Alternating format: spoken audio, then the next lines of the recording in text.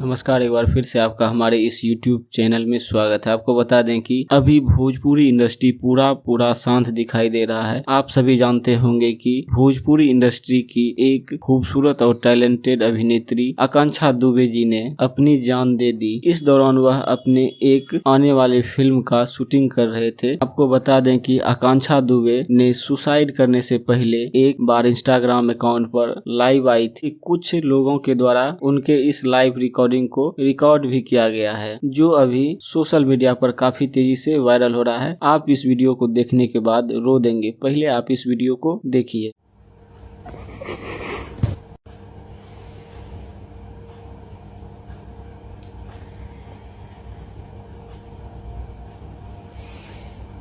इस वीडियो में आप देख सकते हैं कि किस तरह आकांक्षा दुबे सिसक सिसक कर रो रही है। इसके बाद आकांक्षा दुबे इसी रात को अपना सुसाइड कर लेती है। हालांकि अभी तक इसके बारे में पुष्टि नहीं हो पाया है कि आकांक्षा दुबे ने सुसाइड किया है या उसकी किसी ने हत्या कर दी है। हालांकि जो भी हो, पुलिस अपना काम कर रही है। बहुत ही जल्द पता चल जाएगा कि आखिर आकांक्षा दुबे जी के साथ क्या हुआ। दोस्तों, इस वीडियो में इतना ही।